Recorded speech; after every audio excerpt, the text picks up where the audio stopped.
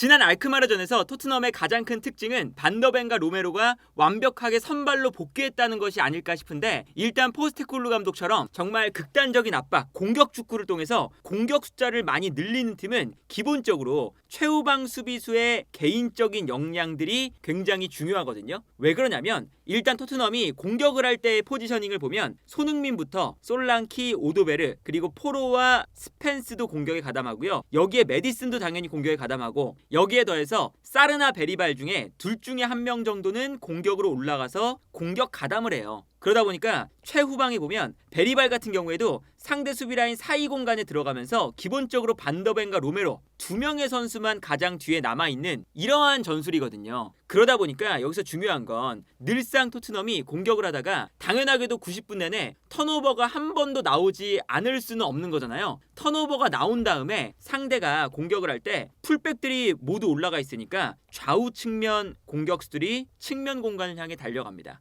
그러면 이 공간으로 패스가 들어가는데 일단 이 좌우 측면 공간을 로메로와 반더벤이 잘 막아줄 수가 있다. 이게 로메로와 반더벤이 나왔을 때 가져갈 수 있는 가장 큰 장점 중에 하나라고 할 수가 있겠고, 두 번째는 최전방 공격수와의 경합 상황에서 반더벤과 로메로가 기본적으로 완벽하게 이긴다는 거죠. 어떤 거냐면 최후방에서 토트넘이 전방에서 공격 숫자를 많이 뒀기 때문에 상대가 볼을 가졌을 때 강하게 달려들면서 압박을 하거든요. 앞쪽에서 선수 숫자가 많으니까 많은 선수 숫자를 활용해서 전방 압박을 한다는 거죠. 그러다 보니까 상대팀은 뻥 차내서 공간으로 볼을 보내줘 놓고, 이때 최전방 공격수가 뛰어들어가면서 볼을 소유해주는 형태를 많이 가져갑니다. 그러니까 아무래도 로메로와 반더벤이 라인이 많이 올라와 있으니까, 많이 올라와 있을 때는 토트넘의 공격 라인과 수비 라인의 사이 거리가 굉장히 가까워요. 그러다 보니까 이 안쪽에서 볼을 주고받기가 상대팀이 굉장히 힘들어지는 형태가 됩니다. 토트넘의 전방 압박이 잘 이루어질 수 있는 환경인 거죠. 그런데 최전방 공격수가 전방으로 뛰어나가면서 앞쪽으로 뻥 차주면 자연스럽게 토트넘의 수비가 뒤로 물러나면서, 그리고 여기서 상대팀 공격수가 볼을 소유하게 되면 자연스럽게 최종 수비와 최종 공격수 라인의 거리가 멀어지게 되고, 이 공간으로 상대 선수들이 뛰어 들어오면서 여기서 역습이 만들어지거든요. 그래서 예를 들면 이런 장면입니다. 알크마르와의 1차전 장면인데, 이때는 토트넘이 전방에서 굉장히 많은 선수들이 달려들고 있어요. 그러다 보니까 알크마르 입장에서도 여기서 이 가운데 공간을 거쳐가기가 힘드니까 바로 전방으로 한 번에 붙여주는 롱패스를 합니다. 그래서 이 다음 장면을 보면 알크마르가 과감하게 롱패스를 뿌려주고, 롱패스를 뿌려준다는 건 그만큼 토트넘의 선수들이 앞쪽에 많이 모여있을 때 이 뒷공간으로 패스를 보내줘서 앞쪽에 있는 토트넘의 선수들을 무용지물로 만든다는 거거든요. 근데 이렇게 롱패스가 들어갔을 때 지난 경기는 패스가 들어가는 순간 이 앞공간에서 알크마르의 최전방 공격수인 페럿이 볼을 소유하는 게 됐습니다. 지난 경기는 그레이와 단소가 최후방 수비 라인을 만들고 있었잖아요. 근데 이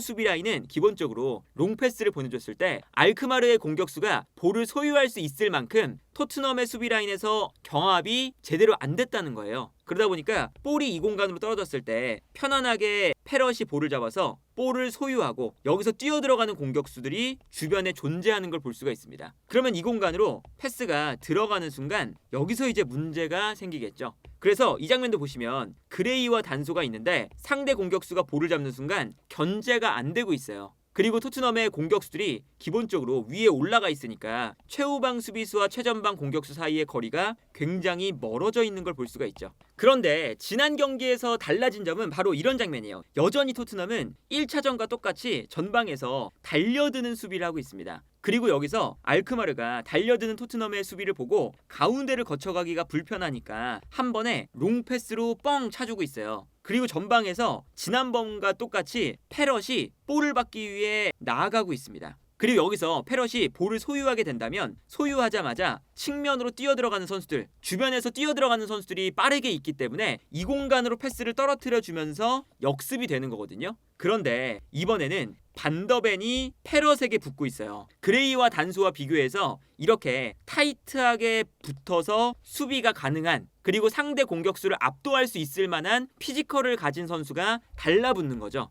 그러다 보니까 여기서 볼을 받았을 때 패럿이 경합이 되지 않고 여기서 반더벤이 볼을 빼앗아 버립니다. 그러니까 토트넘의 수비가 이 공간에서 볼을 뺏어 버리니까 여기서 다시금 공격을 시작할 수가 있는 거고, 여기서 만약에 볼을 빼앗지 못하고 패럿이 볼을 끌고 들어가게 됐다면 수비가 뒷걸음질 칠 동안 공격 라인과 수비 라인의 거리가 멀어지게 되는 거거든요. 근데 뒷걸음질 치지 않고 앞으로 달려와서 여기서 끊어버리니까 더 이상 공격 라인과 수비 라인의 거리가 멀어지지 않는 효과를 볼 수가 있는 거죠. 역습을 하는 팀들은 빠르게 상대 수비의 뒷공간을 노려서 상대 수비가 뒷걸음질 치게 만들어놔야 그래야 공간이 생기거든요. 근데 그 공간을 어제 반더벤 그리고 로메로가 전혀 만들어주지 않았다. 그러니까 엄청나게 포스테코글루 감독은 공격 숫자를 이 정도로 늘려놔요. 이 장면을 보면 오른쪽에 포로, 왼쪽에 스펜스 올라가 있고요. 베리발, 사르, 메디슨, 손흥민, 솔랑키 다 올라가 있습니다. 여기서 이제 보이진 않지만 오른쪽에 오도베르도 올라가 있거든요.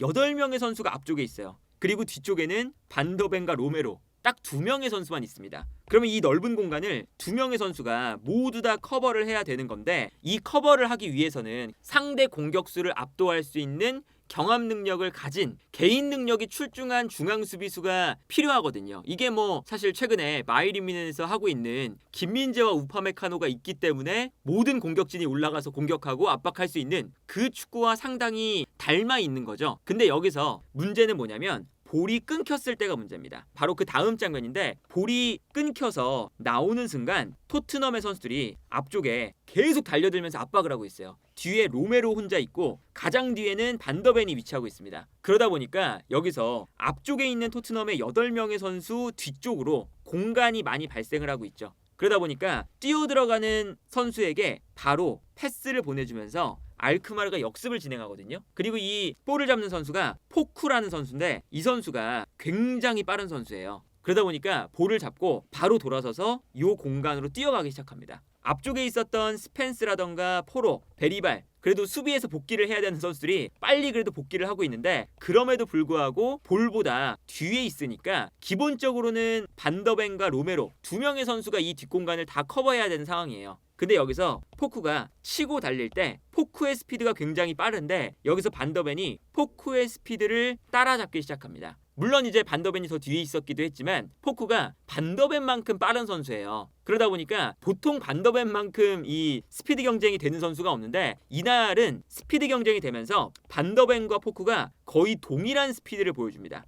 근데 여기서 이제 또 놀라운 사실은 반더벤이 피지컬이 좋기 때문에 스피드와 피지컬을 모두 갖춰서 포쿠가 달려갈 때 부딪히면서 몸싸움을 하는 순간 반더벤이 볼을 가져온다는 거죠. 최근 이런 플레이를 가장 잘하는 선수가 전 세계에서 김민재 선수잖아요. 피지컬이 좋고 플러스 스피드까지 빠른 두 가지를 가지기가 굉장히 어려운데, 반더벤도 그러한 유형이라는 것을 지난 경기에 확실히 보여줬고, 저 경합 능력이 중요하다는 건 뭐 당연하게도 반더벤이 60분 이후에 교체로 나가다 보니까 바로 알크마르가 토트넘이 압박할 때 반더벤이 빠져나간 그 공간, 반더벤 대신에 그레이가 들어왔으니까 그레이가 있는 공간으로 한 번에 패스를 붙여주는데, 이번에는 반더벤처럼 경합이 안 되니까 여기서 반더벤처럼 볼을 끊어내는 게 아니라 토트넘의 수비 라인이 뒷걸음질 치는, 그리고 그레이가 순간적으로 상대 공격수를 놓치는 이런 장면이 나옵니다. 그리고 이렇게 공격수를 놓치게 되면 자연스럽게 수비가 뒤로 물러나게 되면서 요 가운데 공간이 생기게 되는 거예요. 그래서 이 다음 장면을 보면 볼이 뒤로 떨어졌을 때 그레이가 따라가긴 하는데 따라가는 스피드도 좀 늦었고, 그리고 경합을 할 때 결국에는 달라붙었지만 몸싸움을 통해서 볼을 빼앗아내는데도 실패를 했어요. 그러니까 순식간에 토트넘의 최종 수비 라인이 뒤로 물러나 있고요. 앞쪽에 있는 선수들과의 거리가 굉장히 멀어질 수밖에 없는 거죠.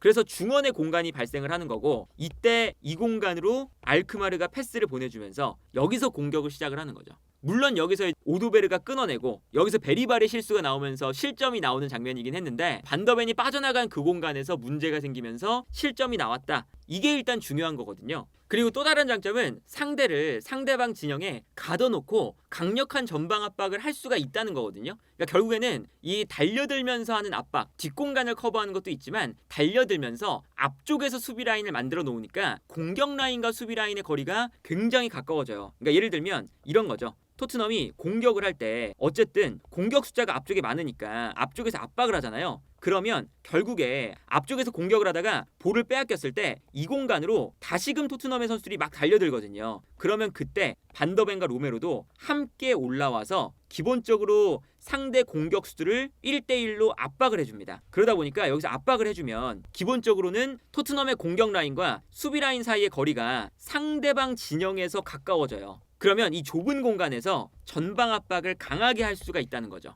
이게 결국에는 과감하게 상대가 볼을 받으러 내려올 때도 공격수가 볼을 받으러 내려올 때 뒷공간에 자신이 있으니까 과감하게 달려들 수 있기 때문에 요 플레이가 가능하기 때문에 전방 압박에 대한 거리를 가깝게 만들 수가 있는 거거든요. 예를 들면 이런 겁니다. 상대가 수비 라인을 만들고 있을 때 반더벤이 앞쪽으로 올라와서 수비 라인을 만들고 있죠. 이게 이제 그 반더벤이 부상에서 복귀를 했었던 엘프스보리 전이에요. 근데 확실하게 반더벤이 올라와서 여기서 수비 라인을 만들어주고 있으니까 볼이 뒤로 흘러나와도 여기서 볼을 빼앗을 수가 있고, 그리고 이 공간으로 볼을 주지 못하면 앞쪽에서 토트넘이 압박을 할 수가 있는 거거든요. 그러다 보니까 토트넘의 공격 라인과 수비 라인 거리가 매우 가깝다라는 거죠. 그리고 결국에는 볼이 이렇게 떨어져 나왔을 때 공간으로 패스가 들어가도 반더벤이 올라가 있다가 뒷공간을 커버하는 속도가 빠르니까 이 뒷공간을 완벽하게 커버를 하면서 뒷공간도 커버가 가능한 그런 선수가 이제 반더벤이라고 할 수가 있는 거죠. 이게 지난 알크마르전에서도 나타났던 특징이었는데, 이 장면 보시면 여기서 볼이 떨어졌을 때 기본적으로 알크마르가 볼을 가지고 넘어갈 수 있는, 역습할 수 있는 최적의 상태였어요. 기본적으로 토트넘의 선수들이 모두 공격에 가담을 했기 때문에 중원이 비어있는 상태였거든요.